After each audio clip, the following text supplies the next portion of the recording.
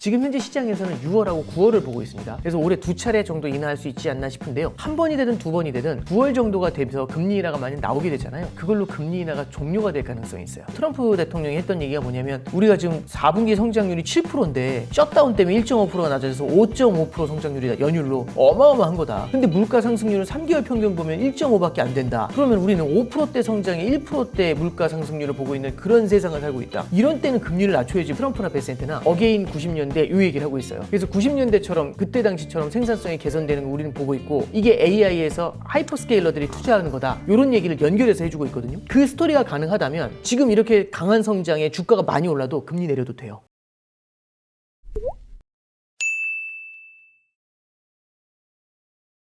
모닝홀 시청자 여러분 안녕하세요. 월간 오건영 2026년 첫 방송 시작하겠습니다. 단님 안녕하십니까? 네, 안녕하세요. 잘 지내셨어요? 아, 그렇습니다. 네. 요새 너무 많이 유튜브에서 뵙게 되는 것 같아요. 예, 이게 연말 연초다 보니까 이제 2026년의 이슈들도 좀 말씀드려야 될 것들도 있고 최근에 이제 아시는 것처럼 금리나 환율이 또 요동을 치지 않습니까? 네, 그러다 보니까 그런 데 답변을 좀 많이 드려야 되는 것 같습니다. 주가가 올라서 걱정인 느낌도 있어요. 요새는 보면은 네네. 성장은 안 된다고 하는데 계속 뭐 미국도 그렇고 한국도 그렇고 주가 상황은 좋아지고 와 이걸 어떻게 봐야 되나 2026년엔 도대체 무슨 일이 벌어질까 불안함이 좀 있습니다. 예, 그렇습니다. 그러니까 지금 주가 얘기도 해주셨지만 전 세계적으로 26년도에는 K자 성장이 훨씬 더 뚜렷하게 나타날 것 같아요. 우리 코로나 때 한번 세게 시장이 한번 흔들렸죠. 그런 다음에 돈을 퍼부으니까 쭉 올라왔다가 이 돈이 K자의 상단에 가서 일방적으로 고이는 어떤 생산성 혁명을 만들어내는데 일방적으로 돈이 고이고 그렇지 않은 쪽은 이렇게 계속해서 벌어지는, 그래서 이 양극화가 되게 심하게 나타나고 있거든요. 그 양극화가 보면은 비단 이게 우리는 이제 AI와 AI 아닌 것 이렇게도 얘기를 하지만 미국하고 미국 이외의 국가들로도 나타나고요. 우리나라 같은 경우는 강남과 비강남으로도 나타나죠. 부동산 시장에서는. 그러니까 부동산도 이렇게 양극화가 많이 일어나지 않습니까? 그래서 전 세계적으로 이제 프랙탈 구조라는 표현을 많이 써요. 이게 뭐냐면 이렇게 육각형에 보면 벌집처럼 육각형에 수십 개가 들어가 있지 않습니까? 그런 것처럼 이 K자 구조라는 큰 육각형 안에 수많은 K자가 들어가 있습니다. 그러니까 K 안에서 이 K의 상단에서도 또 K가 있고 K가 있고 K가 있고 그 K가 굉장히 많은 거죠. 그래서 올해는 K all around 뭐 이런 생각도 좀 들어요. 그래서 이게 우리가 과거에는 보기 힘들었었던 그런 구조들을 좀 많이 보게 되지 않나 그런 생각이 듭니다. 그런 면에서 2026년 첫 방송이니까 네네. 분기별로 네네네. 2026년에 어떤 중점적인 사안들을 봐야 될지 이슈를 한번 정리해 줄 필요가 있을 것 같아요. 이게 이제 물론 미래를 갖다가 뭐 무슨 일이 일어날 거다 이렇게 예언하는 거는 어렵지만 그때 이제 어떤 일정이 예정돼 있는지를 얘기해 드리는 거는 가능한 것 같아요. 그러니까 예를 들어서 1분기 같은 경우는 우리가 좀 눈여겨 보셔야 될 게 당장 이제 대법원 관세 판결이 있지 않습니까? 그게 생각보다 좀 핫할 것 같아요. 왜냐하면은 이 대법원 관세 판결이라는 게 단순히 관세에 대한 정책, 그러니까 트럼프 행정부의 정책 중에 굉장히 중요한 게 두 개거든요. 관세하고 감세입니다. 그러니까 첫 번째 관세 같은 경우는 지금 이슈가 상호관세를 전 세계적으로 많이 거두어들였고 그게 작년에 미국의 재정 흑자에도 큰 도움을 줬고요. 그 다음에 이제 아시는 것처럼 다른 국가들하고 협상을 할 때 굉장히 큰 레버리지로 작용했지 않습니까? 만약에 상호관세 자체가 위법이라고 하게 되면은 이걸 갖다 뒤집어 엎어야 되는 문제가 생길 수 있어요. 그리고 뒤집어 엎으면 그걸로 끝나느냐? 그게 아니라 포기하지 않고 무언가 이거를 메울 수 있는 다른 방안들을 고민하게 되겠죠. 그럼 여기서 또 시차가 걸릴 것 같고요. 또 하나는 불확실성이라는 게 존재하지 않습니까? 참고로 작년 4월 달에 트럼프 행정부에서 상호관세를 그때 해방의 날 부과한 다음에 우리나라 같은 경우는 상호관세율을 확정한 게 작년 11월이었습니다. 그러니까 7개월 동안 관세 했잖아요. 저도 참 걱정되는 게 혹시 이게 또 문제가 되면 오히려 우리한테 좋은 게 아니라 또 이 불확실성의 장기화가 될 수 있는 거 아니냐 이런 고민들은 좀 생겨나게 됩니다. 예를 들어서 상호관세가 흐트러졌더니 품목별 관세를 통해서 이 상호관세에서 모자란 걸 메우려고 대안을 썼다. 그 품목들 중에서는 우리한테 되게 크리티컬하게 다가오는 게 있다. 이러면 힘들어지거든요. 또 고민이 생기는 거죠. 예, 그렇습니다. 예를 들어서 대만 같은 경우는 관세율이 되게 높아요. 지금 거의 이제 20%대가 넘거든요. 우리는 15%지만 야, 그럼 대만 힘들겠네. 대만의 수출품 중에 상당 부분이 반도체잖아요. 반도체 같은 경우는 현재는 그렇게 높지는 않은 편이거든요. 예. 그럼 이제 반도체에 대해서 별도의 품목별 관세를 부과하게 됐을 때는 대만도 힘들어질 수 있는 것처럼 우리나라 같은 경우도 예를 들어 품목별 관세로 들어왔을 땐 자동차라든지 이런 쪽에 좀 새로운 이제 또 불확실성이 생겨날 수 있지 않냐? 예, 그런 것들을 한번 고민해 볼 필요가 있습니다. 그래서 1분기에는 방금 말씀드렸던 것처럼 상호관세에 대한 고민을 좀 해볼 필요, 이 상호관세가 대법원에서 어떻게 판결 나오냐? 이게 좀 중요한 이슈가 될 거라고 보고 있고요. 2분기를 보면 많은 분들이 되게 고민하지 않는 것 중에 하나지만 4월 달에 미중 정상회담이 예정돼 있습니다. 트럼프가 진짜 오랜만에 중국을 가요. 그럼 이제 미중 정상회담 자체도 되게 중요하지만 지금 미국하고 중국하고 기술 분쟁, 그다음에 관세 분쟁 등으로 계속해서 엮여 있잖아요. 여기서 이제 어떤 얘기가 흘러나올지를 좀 봐야 되는데 참고로 미중 정상회담이 지난해에 있었죠. 경주에서 우리가 에이펙을 했고 네. 부산에서 미중이 만났던 것 같아요. 그거 미중 정상회담 끝나고 나서 일주일 정도 지났을 때 무슨 얘기가 터져 나왔냐면 미국하고 중국하고 관세 분쟁이 있었잖아요. 1년간 휴전하기로 했어요. 그렇죠. 그래서 올해 11월 8일인가로 연기가 됐거든요. 그래서 보면은 그걸 중심으로 해가지고 양국 간에 뭔가 화해의 무드 아니면 좀 우리가 좀 주목해야 될 만한 호재들 이런 것들이 좀 터져 나올 수 있거든요. 그리고 4월 달에는 미일 간에도 정상회담이 보통 있습니다. 그건 또 어떤 얘기가 나올지도 같이 봐야 될 것 같고요. 그래서 4월 달에는 미일, 미중 이런 것들 보셔야 되고 미중 정상회담이 되게 중요할 것 같다. 그리고 그 영향은 아마 3월 달 정도 중순부터는 미중 정상회담의 영향권에 들어가지 않을까 생각합니다. 그리고 5월 달 15일이죠. 제가 알기에 5월 15일로 알고 있는데 파월 의장의 임기가 끝나요. 예, 파월 의장의 임기가 끝나고 새로운 의장이 들어서게 되는데 이제 그러면 이제 그걸 전후해 가지고 트럼프의 사람이 심어질 수 있다 이제 이런 얘기들이 나오겠죠. 만약에 이제 친트럼프 인사가 들어오게 되면은 연준 의장이 바뀌면서 시장에서는 어떤 반응을 보일까 예, 그런 걸 좀 보실 수가 있고요.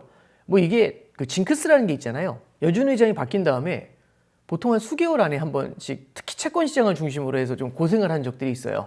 과거에도 보면 그린스펀 때는 취임하고 나서 이틀인가 지나니까 블랙 먼데이라는 게 찾아왔고요. 그 다음이 버냉키인데 버냉키 취임하고 나서 한 달인가 지나서 버냉키 쇼크라고 해서 시장이 한번 뒤흔들린 적이 단어들이 있었어요. 기억에 슬슬 나네요. 예, 그렇습니다. 그리고 이제 파월 의장도 취임하고 나서 저기 2018년도에 시장이 한번 휘청휘청했던 적이 있거든요. 예, 그래서 이제 이런 기억들을 한번 되살려 보면은 연준 의장 취임 이후에는 이제 딱 이 신고식이라고 할 수 있지 않습니까? 그런 게 혹시 올해도 또 적용이 되느냐 징크스처럼 예, 그런 것도 한번 볼 필요가 있고요. 시장에서는 친트럼프 인사가 들어온다는 것 때문에 시장에서는 굉장히 많은 금리 인하를 프라이싱할 수 있습니다. 기대라는 걸 가져갔잖아요. 근데 그 기대가요. 이제 3분기로 넘어오면 3분기에는 어떤 특별한 이벤트라기보다는 3분기에는 연준의 금리 인하가 끝날 가능성이 있어요. 여기서 볼 게 뭐냐면 금리 인하를 한다 안 한다 이걸 떠나서 연준의 금리 인하 사이클이 24년도 9월 달부터 이어져 왔거든요. 그래서 5.5 상단이 5.5였던 금리가 지금 3.75까지 내려왔어요. 요게 한두 차례 더 낮춰질 거라고 보고 있는데 지금 현재 시장에서는 6월하고 9월을 보고 있습니다. 그래서 올해 두 차례 정도 인하할 수 있지 않나 싶은데요. 한 번이 되든 두 번이 되든 9월 정도가 되면서 금리 인하가 많이 나오게 되잖아요. 그걸로 금리 인하가 종료가 될 가능성이 있어요. 그래서 3분기에는 연준의 금리 인하가 끝나는지 그게 8월 달에 잭슨홀이라는 게 있거든요. 그 잭슨홀을 전후해가지고 연준의 금리 인하 사이클이 종료가 되는지를 한번 우리가 지켜볼 필요가 있고요. 여기서 연준의 독립성 이슈부터 시작해서 금리 인하가 더 가능한지 이게 첨예하게 얘기가 나올 겁니다. 그래서 아마 8월 달, 9월 달에는 연준의 시간이 되지 않을까 그런 생각을 하고 있고 방금 말씀드린 것처럼 5월 달에 신임 연준 의장이 들어오면서 금리를 많이 낮춰주겠네라고 생각했는데 8, 9월에 돼서 요 정도 인하하고 난 다음에 쉬어가야 되겠어. 거의 끝난 것 같아. 이 얘기가 나오면 둘이 상충이 되잖아요. 예, 이런 것들을 시장이 좀 어떻게 받아들이는지 예, 그게 아마 3분기에는 이슈가 되지 않을까 싶습니다. 이제 마지막 4분기죠. 4분기에는 11월 3일 날 미국의 중간 선거가 있어요. 지금 이제 뒤에도 말씀드리겠지만 중간 선거가 지금 대단합니다, 이슈가. 그래서 트럼프도 여기 지금 집중하고 있는 것 같고요. 이 중간 선거에서 그 민주당이 하원을 탈환할 수 있는지 이걸 볼 필요가 있고 만약 민주당이 하원을 탈환하게 되면은 트럼프 행정부의 입지가 좀 난처해질 수가 있어요. 지지율이 낮은 상태에서 하원까지 뺏기게 되면은 트럼프에 대한 레임덕 얘기들이 빠르게 흘러나올 수 있거든요. 예, 그래서 아마 작년하고 올해 진행했었던 것처럼 트럼프의 힘이 조금은 빠져나갈 수 있지 않겠는가 이런 우려가 생길 수가 있습니다. 그래서 이제 11월 3일 날 중간 선거를 좀 우리가 눈여겨보실 필요가 있다. 이게 1번이고 두 번째가 이제 중국에서 에이펙 정상회담이 있습니다. 예. 그리고 아까 말씀드렸던 것처럼 중간 선거 끝난 다음에는 에이펙 정상회담뿐만 아니라 11월 8일 정도 되면은 관세 휴전 1년 한 게 끝나죠. 예, 그러면 이제 이 관세에 대해서 어떻게 또 정리를 하게 될 것인가? 미중 간의 갈등 국면이 아마 4분기 정도에 나타날 것 같은데요. 올해는 다른 해에 비해서 중국 관련 이벤트가 조금 많은 것 같아요. 예, 그리고 이제 아까 그 4월 달에 미중 정상회담도 있지만 11월 달에 에이펙도 있다고 말씀드렸잖아요. 네. 그리고 뭐가 있냐면 이제 15차 5개년 계획이라고 해서 5년 단위로 중국이 자기들의 플랜을 세우는데 이게 이제 올해 이제 확정이 되면서 진행이 될 예정입니다. 거기서는 이제 그 기술 혁신 같은 것들도 얘기하겠지만 내수 성장에 포커스를 둬야 된다는 얘기들도 나올 거거든요. 그럼 그럴 때 위안화 환율 흐름이 어떻게 되는지 이런 것들이 세계 경제는 어떤 흐름을 주고 영향을 주게 될지 이런 걸 좀 지켜볼 필요가 있습니다. 뭐 잊어버리기 전에 떠오르는 질문이 있어서 네네. 상하이 밀약설 같은 게 나오더라고요. 그러니까 이게 과거에도 이런 얘기들이 좀 많이 흘러나왔었거든요. 16년도 3월에도 상하이 합의다 이런 네네. 얘기들이 있었고 이런 것들이 위안화 그 절상하고도 맞물려 있었던 케이스들이 좀 있어요. 근데 사실 그 설을 갖다가 확인할 수 있는 방법은 없습니다. 그게 16년도에 있었던 건데도 아직까지도 우리가 뭐 뭘로 확인할 수 있는 증거는 없는 거죠. 근데 이제 밀약설이라는 관점에서 바라보는 것보다 지금 중국의 위안화가 빠르게 강세를 보이고 있거든요. 네. 강세를 보이면서 7.35 위안이었던 게 지금 6.97 위안까지 내려왔어요. 그래서 위안화가 강세인 거죠, 달러 대비. 네. 그리고 이 위안화가 강세인데 원화가 약세예요. 이게 참 신기한 게 원화는 보통 위안화하고 연동되는 면이 되게 강했거든요. 0.7 상관계수 뭐 그 정도 그렇습니다. 나오잖아요. 근데 그게 지금 완전히 반대로 돌고 있어요. 위안화가 강세인데 원화가 약세거든요. 그럼 어떤 얘기가 되냐면 원화가 달러보다 약한데 이 달러보다 위안화가 강해요. 그럼 달러를 치우면은 원화하고 위안화를 보면 위안화가 일방적으로 강한 거거든요. 그래서 지금 원위안 환율이 한 지금 210원 정도 됐어요. 그러면 지금 거의 십몇 년 만에 가장 높은 수준입니다. 위안화가 엄청 강한 거죠. 원화 대비로도. 그러면 이제 이걸 우리가 뭘로 해석할 수 있느냐라고 본다면 결국에는 지금 중국이 느끼고 있는 부담이 두 개인 것 같아요. 첫 번째는 내수에서의 부담이 있거든요. 내수 성장을 가져가야 되는데 위안화 절상이 내수 성장에는 보약이 될 수가 있습니다. 그렇죠. 근데 이제 바로 나올 수 있는 반론이 야, 중국이 수출 성장이 강한 나라인데 지금 내수가 뭐가 중요하냐. 근데 이렇게 보실 필요가 있어요. 첫 번째는 수출 성장이라는 거는 성장의 모멘텀 자체를 다른 나라한테 맡기는 거죠. 그러니까 다른 나라의 수요에 우리가 수출을 하는 구조가 되는 거잖아요. 그렇죠. 예, 그러면 이게 이제 뭐가 문제냐면 중국이 인구가 15억인데 다른 나라 수출에 의존해서 먹고 사는 거죠. 그러면 다른 나라 경기가 안 좋으면 15억 인구가 힘들어지는 거예요. 그래서 이게 잠깐 보시면 수출이라는 거는 대외 경기가 워낙 변동성이 높다 보니까 수출 성장의 비중이 높으면 그 나라 경기의 변동성이 되게 커져요. 근데 내수라는 건 굉장히 큰 불황이 찾아와도 이 소비를 막 허리띠를 엄청나게 졸라맬 수는 없는 거잖아요. 그래서 내수 성장에 포커스가 되는 순간 성장률의 변동성이 굉장히 낮아지게 됩니다. 그래서 미국 같은 경우는 소비가 차지하는 비중이 GDP에서 70%가 넘거든요. 그래서 성장 자체가 좀 스테이블하게 안정적으로 나오는 편이에요. 그래서 중국도 그 정도의 대국이 됐다면 G2가 됐다면 이제 내수 소비로 전환해 줘야지 이런 얘기가 나오는 거고 수출보다는. 그래서 이제 수출 성장이 언제까지 올인할 건데 이런 얘기가 나오는 게 1번. 두 번째는요. 중국 같은 경우도 K자예요. 이 K자가 뭐냐면 생산성이 나오는 로봇이라든지 이런 생산성이 나오는 산업 쪽 그런 쪽이 굉장히 좋은 편이고 그 두 번째는 수출 산업 쪽이 나쁘지 않아요. 지금 무역 흑자가 1조 달러가 넘었습니다. 엄청난 거죠. 근데 부동산 시장부터 시작해서 내수 경기가 지금 침체에 너무 놓여 위험하죠. 있죠. 양극화예요. 부동산도. 예. 근데 잠깐 보시면 그럼 수출을 하고 있는 도시 같은 경우는요. 부동산 시장이 부진함에도 불구하고 나쁘지 않은 경기를 보여주겠죠. 해안가. 그죠? 근데 내부 지역은 어떨까요? 내륙 지역 같은 경우는 굉장히 힘들어요. 어렵겠죠. 이게 굉장히 오래 수십 년 동안 이어져 왔었던 프레임입니다. 그럼 빈부격차가 심해지면은 갈등 관계가 좀 커지지 않을까요? 그래서 이제 균형 성장에 대한 얘기를 하려면 중국도 내수에 대한 성장을 갖다가 어느 정도는 부스팅업을 할 필요는 있을 거예요. 그래서 요번에 이제 15차 5개년 계획에서 중국도 향후 5년 동안 내수 성장에 포커스를 맞출 것이다. 이런 얘기를 아마 하게 될 것 같은데 그래서 말씀드렸던 것처럼 수출도 되게 중요하겠지만 수출이 약간의 둔화를 겪더라도 내수를 키우는 게 중요할 것이다. 이게 이제 가장 중요할 겁니다. 그리고 이제 마지막으로 하나 더 말씀드리면 그럼에도 불구하고 수출이 되게 중요하지 않아. 그럼 위안화를 약세로 만들면 안 되지라고 하실 수 있는데 다른 국가들이 중국을 바라보는 시각이 심상치가 않아요. 첫 번째는 미국하고 중국하고 다투는 거는 뭐 우리가 워낙 일상으로 알고 네. 있잖아요. 근데 지금 어디하고도 좀 많이 다투려고 하냐면 유럽이나 인도하고도 다투려고 해요. 중국이요? 예, 그렇죠. 이번에 1조 달러 무역 흑자 낸 데는 유럽이 되게 큰 공을 세워줬거든요. 근데 이번에 마크롱 대통령이 중국을 다녀왔을 때 중국 방문했을 때 시진핑이 직접 교회까지 나가고 분위기 좋았는데 돌아오자마자 중국한테 지금 무역 적자가 엄청 심하니까 이거 해결할 수 있는 방법 찾자고 그 중에 하나가 이제 관세가 되는 거잖아요. 지금처럼 중국이 다른 국가들을 대상으로 해서 무역 흑자를 거대하게 내잖아요. 관세와 같은 반발이 굉장히 커질 수 있습니다. 그렇죠. 계속 저가로 많은 그렇죠. 물량을 쏟아냈으니까 예. 미운 털이 막히긴 했어요. 그렇죠. 그러니까 미국하고의 갈등 관계도 있지만 다른 국가들하고도 한꺼번에 안 좋아지게 되면은 포위를 당하는 형국이 되는 거죠. 그럼 어느 정도는 보조를 맞춰줘야 되지 않을까요? 그래서 위안화 절상을 가져가는 건 부담스럽지 않냐? 이게 우리가 위안화 절상이 달러 대비 위안화 절상이거든요. 근데 유로화 대비로 보잖아요. 절상이 강하지 않아요. 왜냐면 유로가 세거든요. 유로가 세니까. 이미 유로가 작년에 미국 달러보다 10% 셌거든요. 중국 위안화가 그거보다는 덜 셌습니다.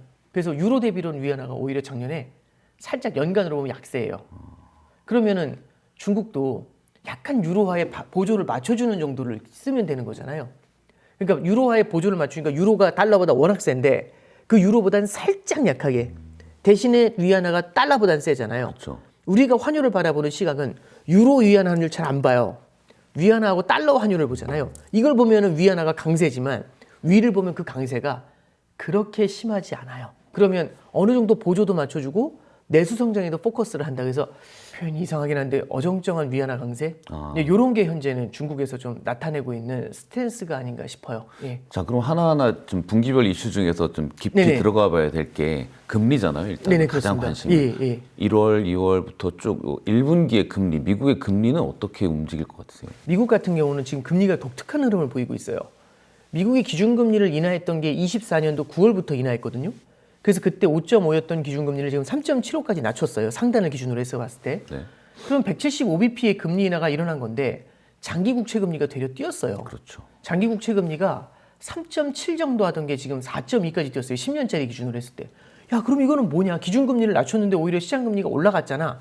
이게 이제 우리한테도 좀 당혹스러운 건데 이제 우리가 이제 바라볼 게 뭐냐면요. 지금 단기 기준금리를 만약에 무리해서 인하를 하잖아요. 그럼 인플레이션에 대한 기대감을 키울 수가 있습니다. 여전히 연준도 걱정하고 있는 게 이거거든요. 물가가 올라갔을 때 오히려 문제가 되는 거 아니냐. 이게 1번. 두 번째는요. 지금 다른 국가들도 국채금리가 뛰고 있어요. 일본도 그렇고 영국도 그렇고 프랑스도 그렇고. 그럼 얘네들의 국채금리가 뛰는 이유가 뭐냐. 인플레이션 때문이냐. 유럽은 지금 인플레이션 걱정은 안 하고 있거든요. 그럼 뭘 걱정하고 있냐면 오히려 재정 적자를 걱정하고 있습니다. 근데 이 재정 적자에 대한 이슈는 미국도 맞물려 있을 것 같아요. 그렇죠. 예, 그래서 만약에 아까 관세 얘기했잖아요. 대법원. 판결이 이상하게 나잖아요. 위법이 나오잖아요. 그러면은 오히려 세수가 부족해지는 거 아니야? 이런 리스크 때문에 오히려 국채금리가 자극을 받을 수가 있어요. 근데 단기 국채금리는 기준금리 인하를 통해서 누르고 있거든요. 근데 장기 국채금리는 말씀드렸던 것처럼 인플레이션에 대한 부담하고 재정 적자에 대한 부담 이 두 가지를 안고 있기 때문에 상방을 향하는 그런 리스크를 만들어낼 수 있습니다. 그래서 오히려 이제 단기 기준금리를 낮춤에도 불구하고 장기 금리가 올라 있는 이런 기현상이 나타나고 있거든요. 그래서 금리를 바라볼 때 항상 우리가 봐야 되는 건 연준의 기준금리 인하 이것만 바라볼 게 아니라 오히려 장기 구간에서도 재정 적자에 대한 우려 요게 1번으로 존재하고 2번이 인플레이션에 대한 우려 요 두 가지가 이제 같이 존재한다라고 보시면 될 것 같아요. 그러면 얘네들이 그러면 향후에는 어떻게 진행이 될 것이냐? 2분기하고 3분기가 제 생각엔 되게 큰 변곡점이 될 거라고 보고 있는데 연준이 기준금리 인하를 그럼에도 불구하고 많이 할 것이다라는 기대감은요. 시장 금리를 조금 낮출 수 있는 요인이 될 수 있어요. 근데 이 기대감이 만약에 물가가 올라오면서 희석이 되죠. 그러면은 오히려 내릴 거라고 생각을 했지만 많이 못 내리겠네라고 생각해서 연준의 기준금리 인하 사이클이 끝날 것이다. 조기에. 이런 우려를 만들 수 있죠. 이런 것들은 시장금리를 다시 밀어올리는 요인이 됩니다. 그래서 올해도요. 시장금리가 기준금리 인하를 함에도 불구하고 의미 있게 내려오기에는 조금 어려울 것 같아요. 그래서 의미 있는 금리의 하락을 보려면 시간이 좀 더 필요할 것 같다. 이게 이제 결론이 되는 거고요. 그러면은 이제 우리가 예전에 저도 여기서 나와서도 말씀드렸는데 한 2년 전, 3년 전에 higher for longer라는 말씀을 드린 적이 있어요. 그 higher for longer라는 게 뭐냐면 과거보다 높은 금리가 우리가 생각하는 것보다 오랜 기간 지속되는 게 higher for longer의 핵심이 되거든요. 그때 이미 금리가 미국 10년짜리 국채 금리가 4%를 넘어섰었어요. 이거 너무 높다 내려가지 않겠냐. 이게 이미 2, 3년 전부터 나왔던 얘기인데 3.5까지 내려간 적은 있지만 그 밑으로 내려가지 못하고 계속 3.5에서 4.5 사이를 횡보하고 있거든요. 우리 그 얘기하지 않습니까? 환율의 뉴노멀 얘기하잖아요. 네네. 금리도 뉴노멀이 아닌가 이 얘기가 나올 수 있어요. 그래서 이 금리가 지금 higher for longer 기조를 갖다가 22년도부터 시작해서 22, 23, 24, 25 이렇게 이어왔거든요. 올해도 만약 한 5년 정도 됩니다. 환율도 마찬가지겠지만 그러면 이 higher for longer를 갖다가 올해는 공고화하게 되는 그런 한 해로 작용할 수 있지 않냐. 그게 올해 이제 물가하고 금리를 보는 핵심 포인트가 됩니다. 그래서 트럼프 행정부가 지금 쓰고 있는 다양한 정책들이 있거든요. 이런 것들이 오히려 되려 물가를 자극할 수 있지 않느냐. 요거는 올해 좀 우리가 눈여겨봐야 되는 가장 중요한 포인트입니다. 지금 말씀에 트럼프 얘기를 하셨는데 트럼프 입장에서 계속 기준금리를 내리라고 하고 있고 네네. 파월은 그걸 뭐 연준의 독립성과 자립성 이런 걸 얘기하면서 방어를 하고 있는 상황인데 네네. 한 차례 인하하긴 했지만 네네. 이 상황에서 트럼프가 기준금리를 계속 내리려고 하는데도 시장금리는 안 내려가고 있는데 네네. 그럼에도 불구하고 계속 내리라고 요구하는 이유는 뭐예요? 일단 이렇게 보시면 될 것 같아요. 트럼프는 또 지금 얘기하고 있는 것 중에 하나가 시장이 틀렸다. 지금 시장이 말도 안 된다. 왜냐하면 지금 인플레이션은 없는데 아직도 인플레이션 얘기를 하고 있다. 그리고 그런 거를 연준이 되려 조장하고 있다. 걱정도 없는 인플레이션 걱정하면서 자꾸 시장에 겁을 주냐. 이제 이런 논리를 많이 얘기하고 있어요. 그리고 트럼프 대통령이 했던 얘기가 뭐냐면 우리가 지금 4분기 성장률이 7%인데 셧다운 때문에 1.5%가 낮아져서 5.5% 성장률이다. 연율로 어마어마한 거다. 근데 물가 상승률은 3개월 평균 보면 1.5밖에 안 된다. 그러면 우리는 5%대 성장에 1%대 물가 상승률을 보고 있는 그런 세상을 살고 있다. 이런 때는 금리를 낮춰야지 뭘 해야 되냐. 이 성장이 더 유지가 될 수 있도록. 모두가 잘 먹고 잘 살아야 되지 않겠냐. 이제 이런 논리를 얘기하고 있거든요. 그 비슷한 얘기를 캐비넷 시시라고 지금 대통령, 예, 그렇죠. 차기 연준 의장 후보도 그 얘기를 해요. 그래서 그 사람도 얘기하는 게 뭐냐면 우리는 4%대 성장에 1%대 물가 이걸 바라보고 있다. 연준은 금리를 내려야 된다. 이런 얘기를 하고 있어요. 베센트 재무장관도 비슷한 얘기를 하고 있는 게 우리는 90년대와 같은 성장을 만들어낼 수 있고 2026년은 정말 자신이 확신한다. 아름다운 성장이 나올 것이다. 이런 얘기를 해요. 아름다운 성장이라는 게 뭐냐면 성장이 강하게 나오는데 물가가 올라가는 경우가 많아요. 성장이 나오면 사람들의 수요가 늘어나니까 물가가 그렇죠. 뛰거든요. 네. 일반적으로. 그럼 성장이 뛰면서 물가도 뛰어야 돼요. 그래서 4% 성장이면 3%대 물가 상승률 나오고 막 이렇게 나와줘야 되는데 지금 아까 트럼프하고 베센트하고 얘기하는 그거잖아요. 1%? 그렇죠. 1% 물가 상승률이다. 뭐 이런 얘기 하고 있잖아요. 그럼 이제 이게 어떻게 가능하냐? 90년대에는 가능했어요. 이게 어떻게 가능했냐면 잠깐 보시면 90년대를 뭐라고 했냐면 뉴 이코노미라는 표현을 썼어요. 신경제. 그린스펀이라고 그때 당시 연준 의장이 그 얘기를 하거든요. 이 신경제의 핵심은 뭐냐면 생산성의 개선입니다. 생산성에 대해서 아주 직관적으로만 설명을 해드리면 이런 거죠. 자, 제가 이제 물건을 생산하는 이 볼펜을 생산하는데 원가가 1,000원이 들어가요. 그러면 이거 볼펜 10개를 생산했거든요. 1,000원이 들어가서 그러면 개당 원가는 100원이겠죠. 그렇죠? 그럼 제가 이 물건을 팔 때는 원가가 100원이니까 110원에는 팔아야 마진 10%가 붙잖아요.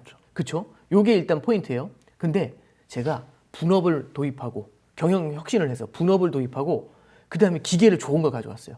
그랬더니 와, 그리고 사람들도 숙련이 됐어. 드디어 이제 볼펜 만드는 선수들이 됐어요. 그랬더니 야, 이제는 100원을 투입해야지, 그러니까 1,000원을 투입해서 요거 10개를 만드는 게 아니라 이제는 1,000원을 투입했더니 100개를 만드는 겁니다. 10배가 높아지죠. 그렇죠. 그러면 개선이 어떻게 되는 거냐면 똑같은 비용을 투입했지만 생산이 10배가 늘어난 거예요. 네. 생산성이 높아진 거죠. 그럼 이제는요. 100개의 제품을 생산하는데 1,000원이 들었으니까 개당 10원 들어간 거죠. 개당 10원이 원가인데 110원에 팔면 폭리죠. 폭리죠. 그래서 제가 20원에 팔아요. 그래도 가격이 더블 마진이죠. 남네요. 그러지 않나요? 그러면 이 얘기는 뭐냐면 지금 제가 110원에 팔아야 됐지 않습니까? 네. 근데 20원에 팔죠. 그러면 물가가 내려오죠. 사는 사람 입장에서는 그렇죠. 110원짜리가 20원 예. 됐으니까. 근데 이제 문제는 뭐냐면 비싸다 보면 제품을 안 사는데 20원이 되면 그러니까 우리 옛날에 핸드폰이 막 500만 원 막 이랬다면서요. 그럼 그거 못 사잖아요. 그렇죠. 근데 핸드폰이 5만 원이 되면 저 같은 사람도 사겠죠. 그 얘기는 뭐냐면 생산성 개선으로 제품 가격이 싸지잖아요.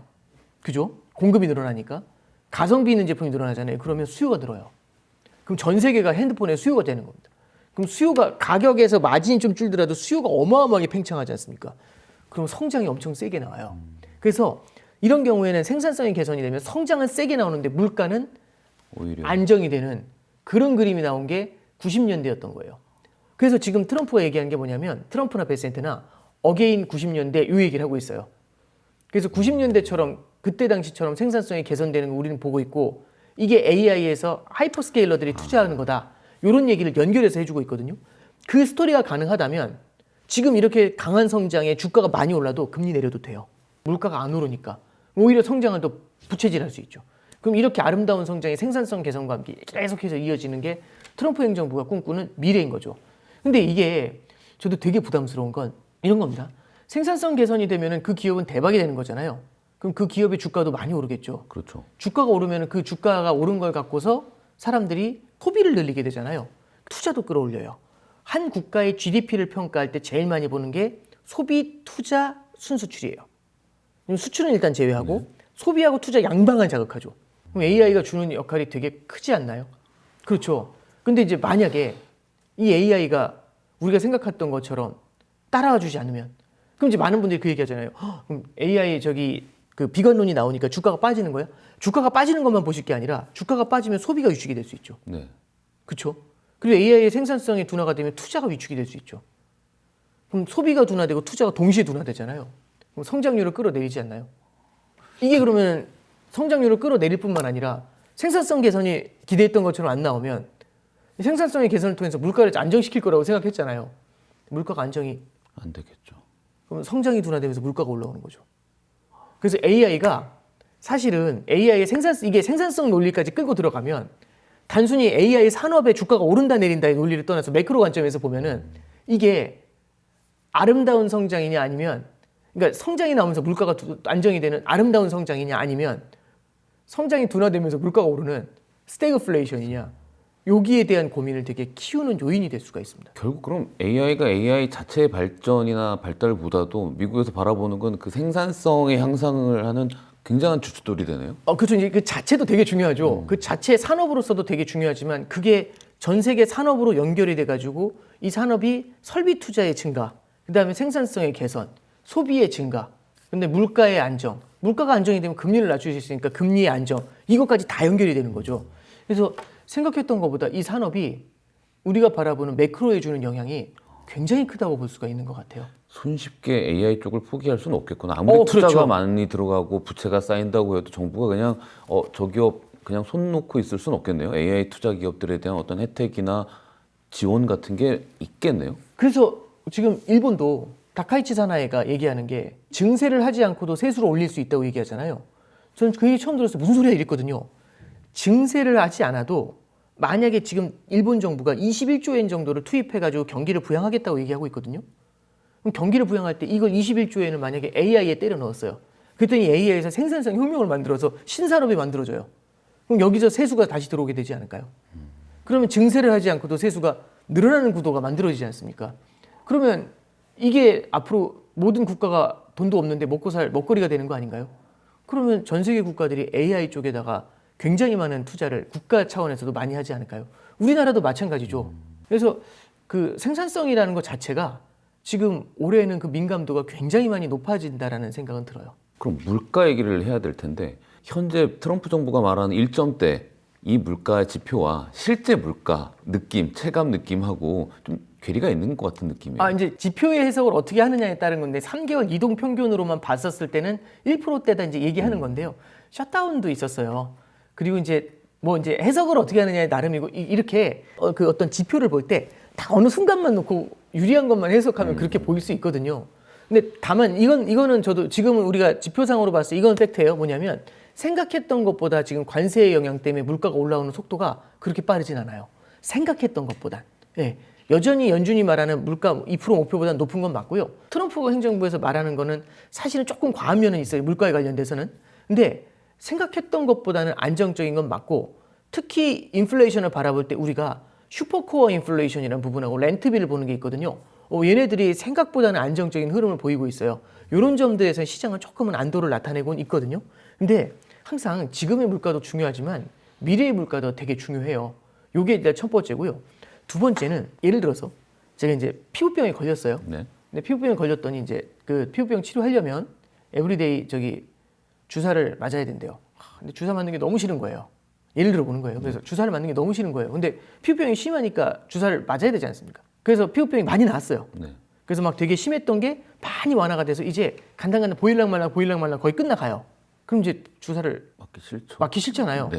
그럼 이제 알아서 처방하지 않나요? 끝난 거 아니야? 이러지 않을까요? 내가 봤을 땐 다 나은 것 같아. 그렇죠. 내가 봤을 땐 다 나은 것 같죠. 그리고 조금 남아있는데 이거는 이제 어차피 지금 나은 속도로 보면은 한 일주일 안에 다 끝나지 그렇죠. 않겠어요? 주사를 안 맞아도 한 그렇죠. 5일 주사 뒤에 맞는 게 나을 것 싫으니까 같아. 싫어 해가지고 주사를 안 맞아요. 네. 그럼 어떻게 되죠 보통? 재발하죠. 그렇죠. 이게 무슨 말씀이냐면 미국의 소비자 물가 지수가요. 22년도 9월 달에 9.1을 정점으로 해서 쫙 내려와가지고 3%대 들어온 게 23년도에 들어왔어요. 3%대까지 빠졌거든요. 아직까지 그 3%대 밑에 이게 2.5에서 3, 4에서 아직까지 못 태어나요. 그러니까 이게 왜 그러냐면 요 끝났어. 라스트 1마일이라는 말을 막 썼어요. 24년도에 제일 많이 썼던 말이 라스트 1마일이라는 말을 썼거든요. 마지막 1마일 절대 방심하지 말고 열심히 달리자. 이랬는데 지금 안 뛰는 거거든요. 왜냐면 끝났으니까. 이게 이제 뭐하고 비슷하냐면 100점 만점에 90점이 넘어야 좋은 학교를 간다 쳐요. 30점이었던 애가 80점까지 원웨이로 달려왔어요. 한 달에 10점씩 오른 거죠. 야, 그러면 다음 10점도 그럼 다음 달에 오르겠네? 근데 이게 어려운 게 30에서 80 가는 거고 80에서 100 가는 거고 어떻게 힘들 것 같으세요? 킬러 문제가 하나 있기 때문에 그렇죠. 쉽지가 않아요. 후자가 훨씬 힘들죠. 어렵죠. 후자가 훨씬 힘들거든요. 지금 그래서 미국은 그 어려운 걸 하고 있는 건데 85 나온 애가 금방 90 찍어도 90 나오지 이 얘기를 하고 있는 그 느낌? 예, 그게 조금 큰 것 같아요. 그래서 지금 3년째 못 잡고 있거든요. 예. 그래서 인플레이션을 바라보는 시각이 되게 쉽게 바라보는 시각이 있는 거고 이게 미래에 봤을 때는 좀 되게 부담스러울 수 있는데 이거 끝내놓고 가야지. 꺼진 불씨까지 다 없애고 가야 되는 거 아니냐 이렇게 바라보는 게 연준에서 조금 보수적으로 보는 분들 그 시각이 올해에도 첨예하게 대립할 거라고 생각하고 있습니다. 그 대립의 정점이 지금 어제 뭐 그제 다 파월과 트럼프의 그 설전이 지금 계속 벌어지고 있는데 어떻게 될 것 같으세요? 저도 그 뉴스 보고 깜짝 놀랐거든요. 근데 그 파월 의장이 여태까지 그 많은 폭언, 폭설, 그 다음에 비난, 그 다음에 각종 이제 비아냥. 예, 그렇죠. 가만히 있었거든요. 참았죠. 그리고 이제 기자들이 물어봤을 때도 우리는 우리의 독립성을 지킬 거다. 이 정도로 끝냈었어요. 그리고 당신의 거취에 대해 어떻게 생각합니까? 그럼 할 말 없습니다. 이런 식으로 끝냈는데, 그 기자회견. 동영상 보고, 와. 저도 놀랬거든요. 그러니까 이게 뭐 화났다 이걸 떠나서 이거는 아마 그 생각을 했을 거예요. 연준의 독립성을 침해하는 게 너무 대놓고다. 이거는 누가 봐도 좀 심한 것 같다. 이제 이거를 얘기하고 싶은 거고, 연준은 오히려 굉장히 부패한 조직으로 몰고 가는 것에 대한 저항? 왜냐하면 중앙은행이 부패했다는 것 자체가 오히려 인플레이션에 대한 리스크를 키울 수가 있거든요. 그러니까 독립성이 훼손된다는 것도 문제지만 간섭을 받는다는 것지만 이놈이 부패했으면 그러니까 이제 거기에 대한 두 가지 반론을 한꺼번에 한 거라고 생각이 돼요. 연준은 그런 상징성이 되게 중요하니까. 굉장히 중요하죠. 그럼 돈을 찍는 조직이 부패했으면 그거는 달러에도 어마어마한 영향을 줄 수 있거든요. 독립성보다 오히려 그게 더 상처가 될 수 그렇죠. 있겠네요. 두 가지를 동시에 타겟팅한 거죠. 근데 어쨌든 저도 이 약물고 나왔겠구나. 이제 이 생각은 딱 했어요. 3번 일을 악무시더라고요. 예. 그래도 이제 그냥 보면서 되게 놀랐어요. 근데 이게 연준의 독립성은 이 정도까지 흔들어 본 적은 별로 없었거든요. 다만 저는 이제 그 생각은 좀 들어요. 이게 트럼프 행정부가 되려 실수한 거 아니냐. 왜냐하면 4개월 남은 사람이잖아요. 그렇죠. 4개월 남은 사람이고 사실상 레임덕에 대한 얘기들도 많이 나오고 있거든요. 왜냐하면 트럼프 인사들 마이런 같은 사람들도 이미 그렇게 다 들어가 앉아 있고 있잖아요. 다음 취임할 그 연준 의장도 파월 의장의 뒤를 이어서 가는데 그래도 어느 정도는 친트럼프 인사들로 알려진 사람들인 거잖아요. 물론 이제 그 다음 차기 의장에 대한 경고다. 근데 경고로 해도 이렇게 할 필요까지는 없거든요. 그렇죠. 예, 굳이. 그래서 오히려 좀 너무 좀 과한 거 아니냐라는 얘기가 좀 나오는 거고 이게 그래서 베센트 재무장관이 있거든요. 이 사람이 이제 사실은 24년도 말에 트럼프가 취임하기 전부터 당선되기 전부터 그린저 연준 의장 얘기하고 연준에 대한 압박을 강화해야 된다 이런 얘기하고 이분도 심심치 않게 연준을 비난했어요. 근데 뭘 항상 막았냐면 파월 잘라라 이거 항상 막았고 그렇죠. 지난번에 극단까지 갔을 때 한번 말렸죠. 버선발로 뛰어나가서 말렸고 조기 해임시켜야 된다 이것도 말렸고 그리고 이제 파월 회장에 대해서 너무 강하게 밀어붙이는 것들 있죠. 이런 것들 다 억제했고 연준은 후달고 가지고 막 금리를 낮출 거다 이런 데에 대해서도 다 말리고 그랬어요. 와우 했거든요. 이게 왜냐면 이 사람이 월스트리트에 있었어요. 그렇죠. 그래서 금융시장이 중앙은행의 독립성을 흔들었을 때는 어떤 문제가 생기는지 워낙 잘 알고 있거든요. 장기 국채 금리가 뛰잖아요. 재무장관 입장에서 굉장히 부담스럽습니다. 이자가 많이 나요. 그렇죠. 이자 부담으로만 얼마나 깨지는데 이게 이제 부담스러운 거죠. 기준금리를 인하해도 이게 안 된다고. 근데 이제 트럼프 쪽에서 그걸 하니까 요번에도 이거 망쳐놓은 거라고 이렇게 가면 안 된다고 이제 경고를 했다는 그 뉴스가 나오죠. 물론 뒤에는 뭐 저기 그렇게 심한 거 아니었다고 이렇게 정정 보도가 나온 것도 있지만 악시오스에서 보도 나온 거 보면서 베센터라면 충분히 그랬겠다. 그래서 트럼프 행정부 내에서도 내부 분열에 대한 이슈는 분명히 존재하는 것 같아요. 저는 그래서 아까 전에 1분기, 2분기 이렇게 말씀드렸잖아요. 연준의 독립성 관련 이슈가요. 올해 상반기 내내 흔들릴 수 있다는 생각은 해요. 이런 것들은 주식시장보다도요. 채권시장에 대한 불안감을 키우는 요인이 될 수가 있고 이런 것들이 채권시장에 어설프게 금리를 자극하거나 아니면 물가를 자극하는 것들 이런 것들에 대해서 우리가 좀 눈여겨볼 필요가 있다 이렇게 생각이 됩니다. 최근에 트럼프 행정부가 그러면 이제 여러 가지 행보를 하겠지만 이거잖아요. 금리 인하 얼마든지 종용할 수 있다. 근데 만약 금리 인하를 종용해서 인플레이션이 만들어지면 중간 선거에서 흔들릴 수 있지 않습니까? 그럼 트럼프가 물러날 수 있겠죠. 트럼프가 왜 물러나냐? 작년에 관세 때 기억나시죠? 재정 우위면 물가보다 뭐가 중요하다는 얘기죠? 재정이 중요하면 물가가 부담스러움에도 불구하고 금리를 내려야죠. 근데 그게 자칫하면 인플레이션을 만들 수 있죠. 좋을 거 없다는 얘기죠. 분산을 하자는 거지 달러로 집중하자는 말씀 드리진 않았어요. 이게 중간중간 달러 같은 경우도 환율이라는 걸 귀신도 몰라요. 되게 높은 변동성을 보일 수 있거든요. 그래서 한쪽 방향으로 완전히 쏠려가는 것에 대해서는 저는 경계감이 좀 큽니다.